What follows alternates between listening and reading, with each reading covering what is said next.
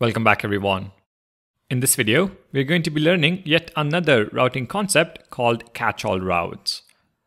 To understand the concept, let's consider scenario number 6. Let's assume we are building a documentation site for a project that we have created. We have a couple of features, and each feature has a few concepts that need to be explained. So let's assume our side nav looks like this. We have 5 features, and the first feature is expanded to show 5 concepts. What we want to achieve is a unique route for each concept under a given feature. So localhost port 5173/docs/feature1/concept1/docs/feature2/concept1, and you get the idea. Our documentation site might have 20 features, and each feature might have 20 concepts. This leads to a massive 400 routes for our application. And now that you know SvelteKit has a file system based routing mechanism, 400 routes correspond to 400 files in our project. But of course, we can make use of dynamic routes. If we replace the concept file with a concept ID dynamic route folder, we would be down to 20 folders. If we replace the feature folder with a dynamic feature ID folder name, we would be down to 2 folders. And this looks much better. But we have to keep in mind that for every additional path in the URL, we would need to have another level of nesting in our routes folder. So /concept1/example1 perhaps will lead to another level of nesting. And if you think about it, every page in our documentation website will have the same layout. So can we not define one file that can catch all the route segments in the URL? We most definitely can, and this is where the catch-all routes feature of SvelteKit comes into picture. Let's understand how it works. Back in VS Code, in the routes folder, I'm going to create another folder called docs. Within this folder, we're going to create another folder. The folder name is once again special to SvelteKit. Within square brackets, we specify 3 dots similar to the spread operator, and then you can provide a name of your choice. I'm going to call it slug, which is sort of a convention when talking about URLs. Within this folder, I'm going to create a +page.svelte file. Within the file, we can add some basic HTML. Docs homepage. But what is special about this file though is that it will match any URL that contains the docs segment in the path. Let me head to the browser and show what I mean by that.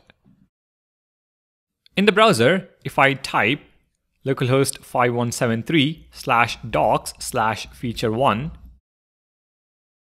we see the docs homepage. If I navigate to /docs/feature1/concept1, we still see the same docs homepage. If I now append /example1, we still see the same page. So our catch-all route, as the name indicates, catches all the URL segments and maps it into one single file in our project. And this is useful for something like documentation because we want the different segments for better organization and SEO, but at the end of the day, the layout for the document will remain the same. So we define it once, but render it for multiple variations of the URL. Of course, this isn't as useful if you can't capture the different segments in the URL. Let me show you how to get hold of that. We once again rely on the stores module that SvelteKit provides us with. At the top, add a script section.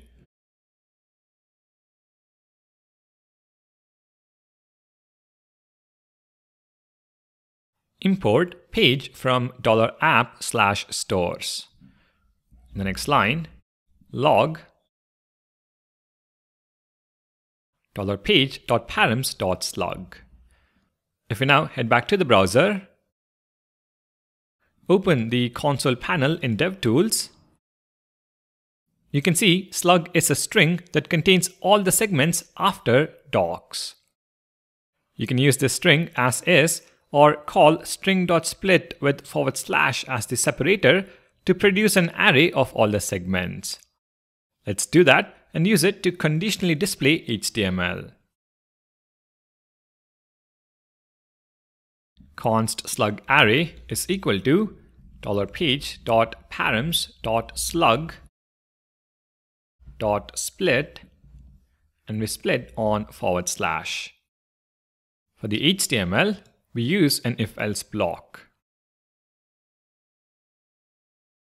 So hash symbol and if followed by slug array dot length equal to 1.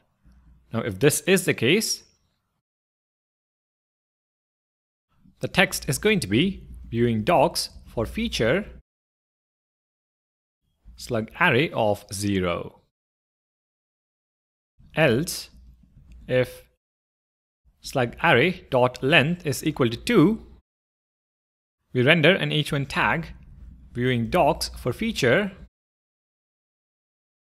slug array of 0 and concept slug array of 1.